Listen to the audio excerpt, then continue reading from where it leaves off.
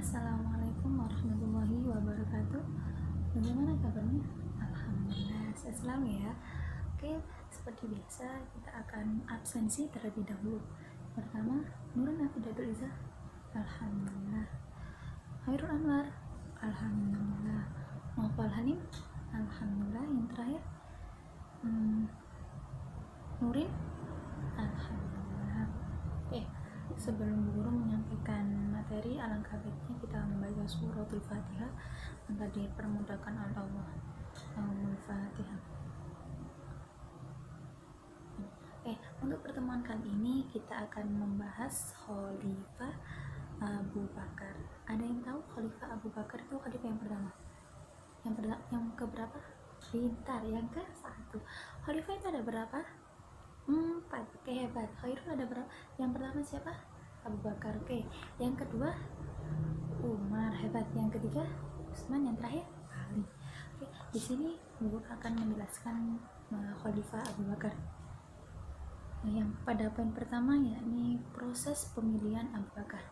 Oke, setelah meninggalnya Rasulullah, kaum mukmin sangat sedih karena kehilangan seorang sosok uswatun hasanah yang sangat dicintainya, hingga akhirnya para mukmin sangat betul-betul merasa kehilangan, hingga akhirnya terjadilah sebuah penggantian kepemimpinan. Kemudian sahabat-sahabat atau sahabat terdekat Rasulullah langsung menunjuk sahabat Abu Bakar dengan alasan karena apa? Yang pertama, sahabat Abu Bakar orangnya dapat dipercaya.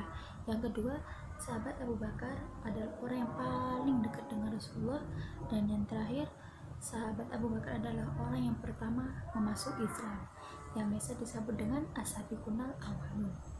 Oke, pada poin kedua yakni strategi maksudnya di sini yaitu cara kepemimpinan sahabat Abu Bakar. Yang pertama yakni pemerintahan berdasarkan musyawarah.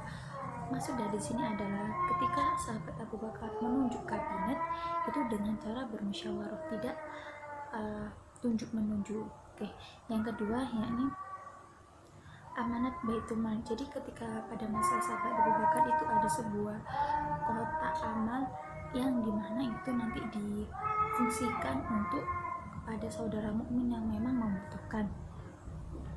Konsep pemerintahan di sini pidato singkatnya Abu Bakar berkata, ketika Abu Bakar melakukan kebaikan maka ikutilah, namun ketika sahabat Abu Bakar salah maka tegur dan jangan ikuti.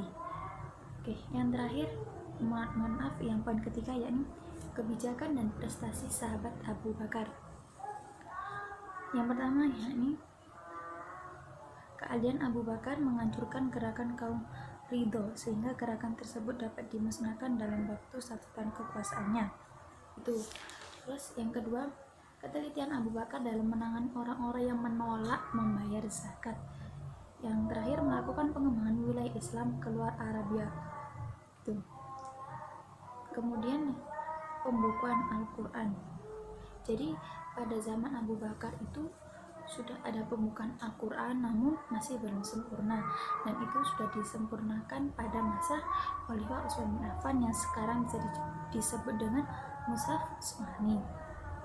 Kemudian poin yang terakhir yakni kesulitan pada masa sahabat Abu Bakar.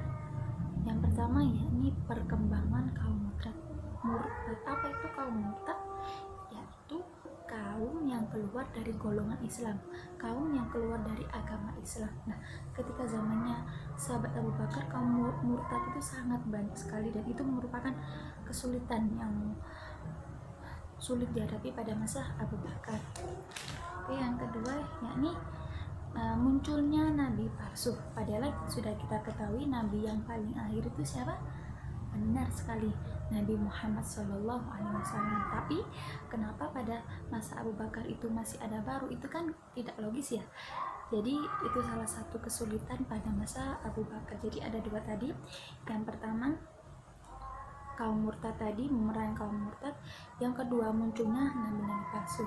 Oke, mungkin itu tadi yang bisa saya sampaikan. Sekian dulu dari saya.